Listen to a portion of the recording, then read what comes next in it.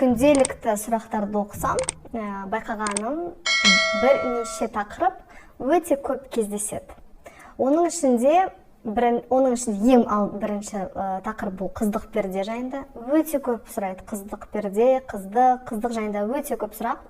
Екіншісі бұл ауызбен жасалынатын қатынас.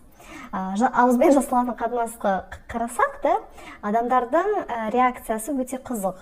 Көбісі, енді былай қарасақ, көбісі әлі дайын емес сияқты, көбісі өте көп кері байланысы өте дөрекі, әдепсіз болып келеді.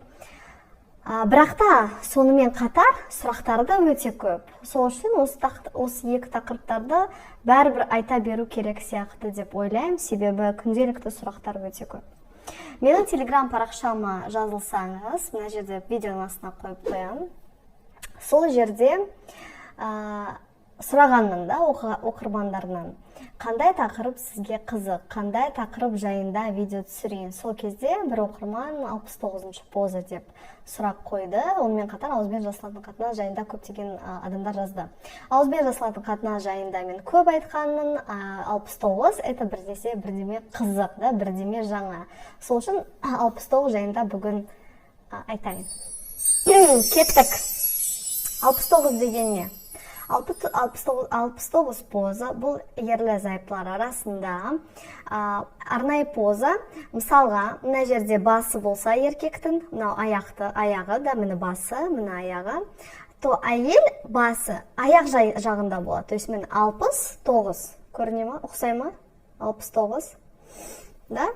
То есть наоборот, инь-янь сияқты болады ғой, да? Мынандай сияқты. То есть мынандай поза. Осы позада ерлі-зайыптылар бір-біріне ауызбен жасалатын қатынас арқылы бір-біріне ләззат сыйлайды. Бұл не деген сөз? Бұл яғни әйел адам басы еркектің басында жағында болса, яғни ол еркектің жыныс мүшесіне ләззат сыйлайды, еркек әйел адамға керісінше оның аяғы қасында оның жыныс мүшесіне ләззат сыйлайды, да? Именно ауызбен. Ауыз, тіл, ерін, это все ауызбен жасалатын қатынас деп саналады, да? Вот. Мына жерде ең басты нәрсе не? Мына жерде олай болмайды. Мысалға, тек әйел адам тек жасайды, или тек еркек, да? То есть мынаның именно мағынасы екеуіне бір-біріне екеуі ләззатты сыйлау. Мына жерде как раз таки қарым-қатынасты күшейтеді, бір-бірін жаңадан ашылады. Осындай бір ерекше поза, позиция, жыныстық қатынас позасы. Енді оны қалай жасайды? Жалпы поза бір, бірақ та оны әртүрлі жасауға болады. Мысалға, ең көп тараған бұл еркек астында, әйел адам үстінде. Мына жерде неге бұл поза ең ыңғайлы? Себебі әйел адам өзі ауызбен жасалатын қатынас кезінде өзі терең, оны глубокое горло дейді, естіген шығарсыз, тереңдетіп істей алады, өзі қадағалайды, өзі толығымен. Еркектерде әйелдің жыныс мүшесін ләззат сыйлау үшін ол да өте ыңғайлы. Екіншісі бұл керісінше еркек кісі үстінде, әйел адам астында. Мына жерде әрине еркек кісі көбінесе андай жасайды, мүмкін. То есть мына жерде әйел адам ештеңе жасамайды, кішкене бәрібір бүкіл жыныс движенияларды еркек жасайды әйелдің аузына. Мына жерде осылай болуы мүмкін. Мына жерде әйел адам дайын болу керек, потому что контроль аз, қадағалалмайды. И то есть еркек адам жасайды, ана жерде әйелін сүйеді, да? И үшіншісі, это ет бетімен на боку. На боку бұл ең жеңіл түрі, себебі сіз ет бетімен екеуін жатасыз, да? И также 69 позасымен бір-бірін сүйесіз, да? Астын жағын. Вот. Так, это үш басты поза, да? Қайсың позаны өзіңіз қарайсыз енді. Нені енді білу керек, да, 69-ға дейін.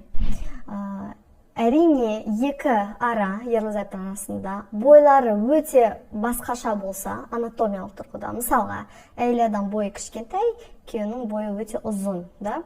Әрине, жыныс мүшелері кішкене алыс болып кетеді бір-біріне. Мына жерде қиын болуы мүмкін, бірақ та бәрібір ізденіп, мүмкін бүгіп, анау мынау қылып, мүмкін жете аласыз, да? То есть мынандай кішкене қиыншылықтар туғызуы мүмкін, когда именно бойы түрлі болса. И екінші нәрсе, бұл да болуы мүмкін, екі ара бір-біріне ләззат сыйлағанда, бір партнер, екі ара мүмкін соншалықты ләззат алып кетеді и жасауды өзі ұмытып қалады. Потому что ол алады да, то есть жыныстық қатынас кезінде анау именно 69-да алады да, береді да, сразу бірдей, то есть ол жасайды и оған біреу жасап жатыр. Осындай тым күшті болып кеткен кезде ұмытып қалу мүмкін да, жасамай. Осындай да болуы мүмкін. То есть мынандай түрлері болуы мүмкін, потому что параллельно болып қалады да, екеуде алып беріп дегендей. И үшіншісі, это бітіру жайында айту. Мысалға, еркек кісі или әйел адам уже бітейін дегенде айту керек. Себебі, егер де еркек кісі уже бітірейін дегенде, уже сұрау керек. Қазір мен бітірем, қазір қай жерге бітірейін, да? Ауызға бітірем ба, сыртқа бітірем ба, қалай жасаймыз? Соны сіз алдын ала айтуыңыз керексіз, да, чтобы әйел адам білу керек. Кейбір әйелдер бітіргенде сұйықтығы өте көп шығады, сол кезде де күйеуіне айту керек. Мен қазір бітірем, да, то есть уже еркек кісі уже дайын болу керек. Осындай екі ара алдын ала айтсаңыз, көптеген мәселелер шешіледі. То есть егер де айтпай басып жіберсеңіз, бір түсті болып, мүмкін адам дайын емес болуы мүмкін, сол кезде бір кішкене уайым, да, неприятный бір сезім болуы мүмкін. Сол үшін осындай нәрселерді сұрап, рұқсат, алдын ала сөйлесіп, бір шешімге келу керек. Это 69. Вообще күшті поза. Білгенім көбісі оны қолданады, да, егер де сізде именно жыныстық қатынаста ешқандай шектеулер жоқ болса, да, в принципе, нормально. Енді мына жерде тағы да бір тақырыпты қозғағым келіп жүр, себебі оны менде Instagram, TikTokта көбі сұрайды. Это ауыз арқылы инфекция беріле ме? Бұл да өте маңызды сұрақ, себебі ауызбен инфекция беріледі, да, көбісі оны білмейді. Опрос жасаған на Инстаграмда есіңізде болса, мына жерде Инстаграм оқырмандарым болса, білесіз, да. Көп адамдар оны инфекция жұқпайды деп ойлайды, ауызбен жасалып қалса, бірақ жұғады. Қалай жұғады? Жалпы инфекция дегенде инфекцияның түрлері бар, және олар қанда жүреді, да? То есть, егер де адам қанда инфекция жұқса, мысалы, бар да инфекция. Разница жоқ, әйелде болсын, еркекте болсын, да, инфекция бар. И мысалға, жыныстық қатынас кезінде біреудің, мысалға, еркектің мүшесінде или әйелдің аузында, да, или еркек, неважно, в общем, жыныс мүшесінде, егер де қанға доступ болса, там кішкентай жара болсын, да, кішкентай бірдеме шығып кетсе, қанға доступ, то есть кіре алатын, ашық болса, қан кіре алатын, да, қанға. Сол жағынан, мысалға, әйел адам ауызбен жасаса, әйелдің, мысалы, инфекциясы болу жұғу мүмкін, да, еркекке де жұғу мүмкін, әйелге де жұғу мүмкін. Понятно, да? Әйел адам, мысалы, еркек кісі түсін жуғанда, мына жерде кейбір болады, десна да қан ағып кетеді. Ауызбен жасағанда, осылай да жұғу мүмкін, қан ауызға да. Түсінікті, да?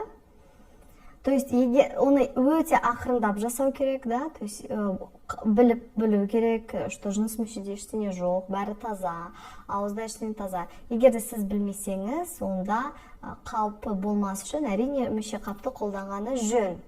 Мүшеқап инфекциядан сақтайды. Мына жерде бір сұрақ қойған, кстати, маған, типа 100% гарантия бар ма? 100% гарантия ешқашан жоқ. Себебі кейбірі дұрыс келмейді, да? Мүшеқапты дұрыс келмейді. Мен, кстати, Инстаграмда соңғы видео болған, көрген шығарсыз, мүшеқапты қалай қолдану керек дегенде, мүшеқапты шешкенде де дұрыс шешпесе, жумаса, мүшеқап шешкенде де инфекция жұғуы мүмкін. Соншалықты мүшеқапын дұрыс қалай қолдану керектігін білу керек. Себебі гарантия жоқ 100%. Понятно, да? Бірақ бүкіл сақтану жолдардан қарасақ, мүшеқап ең жақсысы. То есть, ең қаупі төмен сақтану жолдарының бірі. Инфекциядан сақтану және де жүктіліктен сақтану. Вроде все түсінікті, да? Мына жерде айта салайын, үшінші тақырып. Қоса салайын. Ладно. Ойлаған, кстати, достар. Добавлять, не добавлять. Еще ойлап едім, оны тақырыпқа қосайын ба, қоспайын ба? Это ауызға бітіру. Не обязательно ауызға бітіру. Ауызға жыныс мүшеден шыққан смазкасы, да, это су шығады ғой бір. Су емес, енді бір смазка арнайы. Ауызға кірсе, зиян ба, зиян емес пе? Көп сұрайды, әсіресе әйелдер көп сұрайды. Осы кірсе зиян емес пе? Жауабым. Я уже представляю, да, видеоның тақырыбына жатсам, ауызға бітіру дегенде. Ужас, реакция, я даже не представляю, ладно. Бірақ сұраса, жауап беру керек. Да? Қалай ойлайсыз? Дұрыс па? Сұрақтар келсе, жауап беру керек па? Менің ойымша керек. Сол үшін осыны жазады. Сіз қалай ойлайсыз? Тоже пікір қалдырыңыз. Комментарий ашық. Міндетті түрде өз пікіріңізбен бөлісіңіз. Так вот, жауапқа келсек, ауызға бітіргенде зиян емес пе? Қараңыз, ерлі-зайыптылар арасында, егер де сіз мүше қапсыз, да, жыныстық қатынаспен айналыссаңыз, ешқандай инфекция жоқ болса, денсаулығыңыз бәрі нормально, жылына 2 рет дәрігерге көрінесіз, бәрі норм болса, онда әрине еш зияны жоқ, вообще зиян жоқ. И в целом, андай смазканың, вообще там сперманың ешқандай зияны жоқ. Да?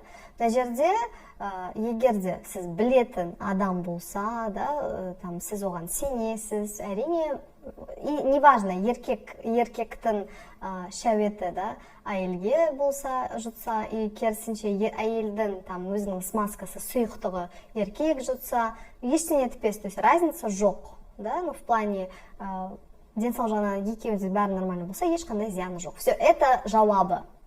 Ладно? И, кстати, айтқым келіп жүр, айта салайын енді, ладно. Мына жерде просто сұрау мүмкін, да, это болмайды, это типа нәжіс дейді, да. Бұл нәжіс деп есептелмейді, да. Ну, мен білетін пікір жайында. И мен тыңдайтын білікті маман айтқан, что в принципе жұтса ештеңе етпейді деп. То есть білікті имам, да? Ну, мен тыңдайтын кісі, да? Әркім өзі әртүрлі тыңдайды ғой, түрлі имамдар. Мен бір имамды тыңдаймын, ол осылай айтты, мен соған сенемін, да? Мен соны как бы и білгенім көп адамдар осылай жасай береді, в принципе ешқандай мәселе жоқ. Ал егер де сіз білмейтін адам, да, ну тоже странно, да, неге сіз білмейтін адамға, там, бірдеме, там, ну, разные, өмірде түрлері болады, жауабын айтайық, егер де сіз білмейтін адам болсаңыз, әрине жұту анау мынау керек емес, бәрібір сіз білмейсіз, ол қаншалықты дұрыс денсаулық қалай, да, қалай өмір сүреді, қаншалықты ішінде не бар сіз білмейсіз, да? Ну, тоже просто сақ болғаны дұрыс, да? Сақтықта қорлық жоқ. Бүкіл мына ақпарат там, спид жайында, мүшеқап жайында, вообще мүшеқап жайында, это все равно сізге сақтықта қорлық жоқ дегенімен, да? То есть это не так, что вот там бұзу анау мынау, а именно білгені жөн, білгені дұрыс. Білсе, көптеген мәселелерден сақ болады. 69-дан бастадық, соңыра вообще там басқамен бітірдік. Но бәрі бір тақырып қойын, ауызбен жасалатын қатынас. Көрейін енді достар, сұрақтарды бақылаймын, қандай сұрақтар келеді, соған қатысты видео түсіремін, да, мүмкін басқа тақырыптар болады, да, соған байланысты көрейік енді. Мені тыңдаған үшін рахмет, міндетті түрде парақшама жазылыңыз, Instagram парақшама пікір қалдырыңыз, мен бәрін оқимын, және де осындай видеоларды түсіремін. Ал егер де сіздің өзіңіздің жеке сұрақтарыңыз болса, менен жеке консультация алғыңыз келсе, астыңғы телеграмға жазыңыз, немесе Instagram парақшама жазыңыз, және де маған жеке консультацияға жазыңыз. Рахмет, сау болыңыз достар.